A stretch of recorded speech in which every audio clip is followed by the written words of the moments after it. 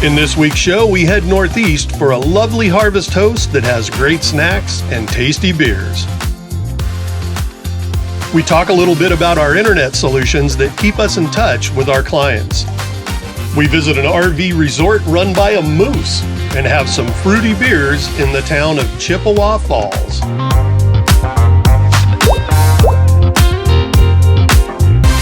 Well, good morning, kids. Where are we at? Amana, Iowa? Amana, I don't know if it's Amana or Amana. We're in the Amana or Amana Colonies that we didn't even know existed until we got here. But you should come. Yeah, absolutely. This place is kind of cool. Unfortunately, we were just here for one night for a harvest toast, which was a great harvest toast. It was called Mill Stream Brew House, or Bra House is how they're spelling it, you know, the German way. We got here last night. It was a little bit difficult to park just because they're doing some construction in the parking lot, so they had parts of it coned off. But it's a 2-for-1 here, because you have like this German restaurant, and then next to it is Mill Stream Brewing. No. Yeah, so you get like 2 in 1. You get a restaurant and a brewery. You took the lead that night, and in a heartbeat you were gone. The brewery had a lovely gentleman last night named Randy who was playing music. He played a bunch of originals, really, really good stuff. I liked Randy. Randy was awesome. Randy was cool. And the harvest house was awesome because you're in a parking lot, but they park you right on the very edge, and it's like a big grass area. And Gracie was chasing her frisbee yesterday, and yeah, and it was so quiet. It was so quiet. All right, so is that all about the harvest toast? Yeah. All right, where are we going today? Wisconsin. Yeah, we're going up to Wisconsin. Stony Creek, Wisconsin. Stony Creek, Wisconsin, don't you know? Yes, finally we're back in a part of the country where we can screw up accents. And other than that, we're going to try and figure out what the heck there is to do up in Wisconsin, don't you know? We're staying in an RV resort. One of the reasons we wanted to go to Wisconsin comes from a couple seasons ago. We were in Blacksburg, South Carolina, sitting in a brewery, and we met this lady who was from Wisconsin. And at one point I asked her, I said, well, what do you like better, South Carolina or Wisconsin? And she said, oh, Wisconsin. I said, well, why? She said, well, you know, when you drive around here in South Carolina, on every corner, there's a church. I go, yeah. She goes, in Wisconsin, those are bars. It's a bar. That was the same brewery where the guy looked at Gracie and said, your dog's got human lips.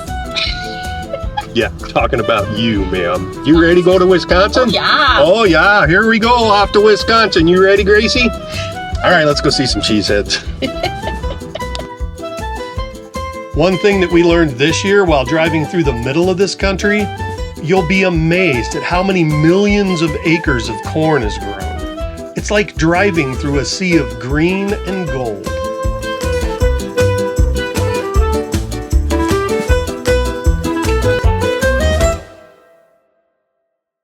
Hey kids, so today I want to talk a little bit about our internet solution. Of course, I'm shooting this outside, and you know when you're shooting it outside, the leaf blowers are going to start. So you're probably going to hear some of that in the background. I wanted to do something about what internet we use, or our internet solutions that we use, because we get this question quite a bit. People are always asking us, how do you guys handle internet while you're on the road?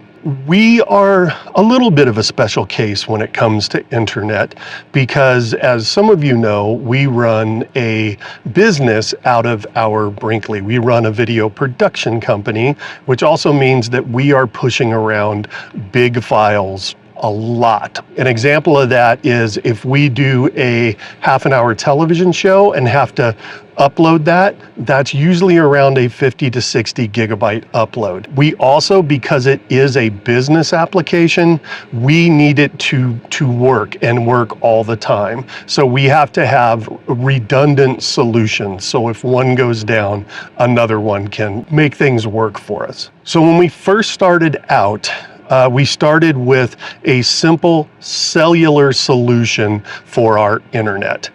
We purchased a PepWave 5G router. Cost on that router was about $1,000. We paired that PepWave router with a Verizon SIM card, which gave us 150 megabit transfer speeds up and down, and we were capped at 300 gigabits per month of data. Cost on that was $99 a month.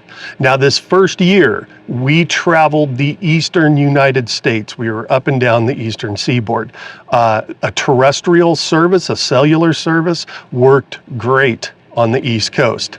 The East Coast is much more populated, or the eastern half of the United States is much more populated than the western half of the United States, so you don't really run into problems where you don't have coverage. Coverage is pretty much ubiquitous on the eastern side of the country. This solution initially worked great for us, but about 3 months into our travel, we did have a month where we realized we were going to go over that 300 gigabit data cap that we had on that plan. I called Verizon, and they found another plan that was, now why they didn't offer this to me in the first place, I have no idea, but they found another plan that was unlimited data, so we can transfer as much as we need to, up and down. It was also throttled at 150 megabits per second up and down, and the cost on it was $70 a month. So I think the lesson learned here is no matter what plan you have with your carrier, just call them every once in a while and see if there's a better plan available. This year we knew that we were going to be traveling in the western United States. The western United States is much different cellular-wise. You're going to have large swaths of the western United States where you have very minimal coverage, or you have no coverage at all. So we knew we were going to have to add another weapon into the arsenal, and that weapon for us was Starlink. The cost on that was $500 was the initial cost for the Gen 3 dish.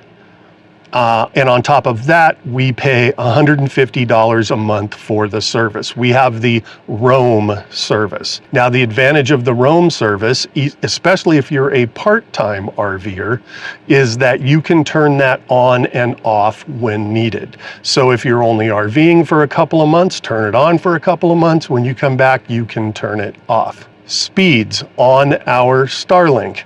We're averaging around 200 megabits per second download, and on the uploads, we're usually anywhere between 20 and 40 megabits per second upload, which is plenty enough speed for us to push around the big files we have, do Zoom meetings with clients, all that kind of stuff. Now, the Starlink works great out here in the West because Starlink does need an open northern sky. You can't have trees over the top of the dish. That'll interfere with the signal.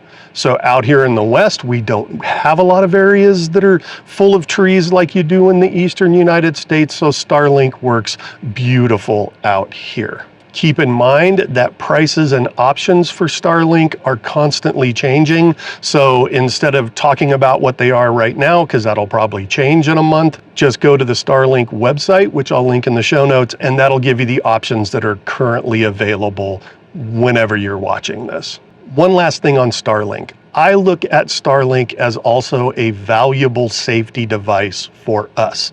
What do I mean by that? Well, this week we drove through Death Valley. There are large sections of Death Valley where there is absolutely no cellular coverage.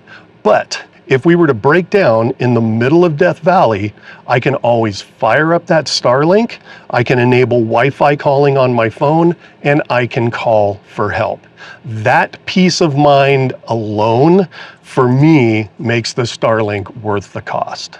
So lastly, if I had to choose just one of these, whether it's the Starlink solution or the PepWave mobile router and SIM card solution, which one would I choose? I would choose the Starlink. The Starlink is going to give me the speeds I need, is going to give me the connectivity that I need in most of the places that we are. And even in those places, let's say I'm camping where I can't get Starlink coverage because of tree coverage, I can always use my phone as a hotspot and do the little bit of data transfer that I need to on my phone. Or I can always put the Starlink on the truck, drive to a place where I have a clear view of the sky, fire up the Starlink, and then I can do my uploads and downloads there if needed. So if I had to choose one, I think I would choose Starlink. So what about you guys? What are you doing for your internet connectivity while you're traveling? Throw it in the comments below. Our next stop was Stony Creek in Osseo, Wisconsin. It's a lovely RV resort run by a moose named Maury. The sites are spacious, and there was a lot of them. We also quickly discovered it's a family park. There's a swimming pool and spray ground, as well as a skate park for the skaters in the family. We did discover a few walking paths for Gracie to enjoy, but the most interesting feature was a man-made lake, complete with inflatable island for your kids to, I don't know, maim themselves on. Welcome to Osseo? Osseo? How do you pronounce it? Osseo? Osseo? O-S-S-E-O. Osseo, Wisconsin. Osseo? I don't know. But put it in the comments if you know how to pronounce it. We're making sure we take advantage of today to be Adventure Day because it's supposed to rain tomorrow and the next day. And then we're out of here on Friday, right? We are planning to go up to Eau Claire, Wisconsin today. There's a hike kind of on, it's right on the campus of the University of Wisconsin. It's a cute little park we're staying in. It's very family oriented. Not orientated. Tony Tao likes to add extra syllables. Spelt orientated. No, it's spelled oriented. All right, we're going hiking. We'll see you somewhere, either Chippewa Falls or Eau Claire or somewhere. Unfortunately, the hike turned out to be a bust because we couldn't find parking. But we found our way to Chippewa Falls and stumbled onto the Leinenkeugel Brewery. Started by the Leinenkeugel family in 1867 to quench the thirst of local lumberjacks, the brewery is now owned by Miller Brewing Company, but still employs the 6th generation of the Leinenkeugel family. It has a lovely store with cool merch and some amazing award-winning beers. We are at Leinenkegel's. If you're not familiar with Leinenkegel's, if you've ever had a summer shandy, that's one of their drinks. I know them as a brewery that does Rattler beers, which are like beers mixed with lemonade or mixed with some type of fruit. It's kind of the home of fruity beers is what I think of it as. But they have a bunch of other different ones. So Tony and I both got a flight. She picked hers. I did the standard dealer's choice flight. Yeah, mine first is a honey Weiss. It's like, it's a thirsty beer. Mm-hmm. Definitely, and I'm a thirsty beer. That's a damn good beer, though. Surprised? It tastes more like a lager than a Weiss. It's the honey Weiss. All right. What'd you get? Number 1 is the Northwoods Amber. This was the one I was going to order a pint of until I decided to do a flight. Yeah, good amber. It's light. It's not very dark for an amber. I might have to get a t-shirt from here because they're awfully damn cute. Yeah. All right, what do you got next? Lakeside Cherry. It smells like Kool-Aid. Tastes like Kool-Aid. The cherry beer. It's not too sweet. It's a little tart. Yeah, it's more tart than sweet. Yeah. It's not a sour, but it's more So here's my thing. The only Leinenkegel's I've ever had was the summer shandy. Same here. It's only the summer So who shandy. knew they had all these flavors? Right? So the next one is a strawberry hef. Which, Okay. you know me, I love a good hef. I can smell the strawberry from here, this far away from it. If you don't like beer, you would probably drink this. Yeah, it's kind of hard to go through a whole flight of these because some of the flavors are so strong with the berry flavors that it makes it kind of difficult to move on to the next one. This is called a sweet peach tart. It's juicy peach and grapefruit shandy. Oh, so you like grapefruit? You probably wouldn't like this because you're not a grapefruit I don't like person. grapefruit. It's very grapefruity. Oh God, it's really good. Ooh. It's really good though. Just the smell. You can't do it. The peach is the finish. Okay. Yeah, So it starts out. The front's very grapefruit, but the finish is peach. Get ready, because it's really grapefruity at first. Oh, it's like grapefruit juice. But just wait, and then the peach will hit you. I would drink that. Yeah. It's a very interesting beer. It's almost like 2 beers in one. All right, so just ordered a pint of their berry vice. Let me get it in the sun. It just has an absolutely beautiful color to it. And honestly, this is probably the sweetest beer I've ever had. This is like Kool-Aid. I feel like this is the berry vice. Berry vice. This could be your gateway drug into beer. Oh God, yeah, absolutely. It doesn't taste like a beer. It's a Fanta beer. Yeah.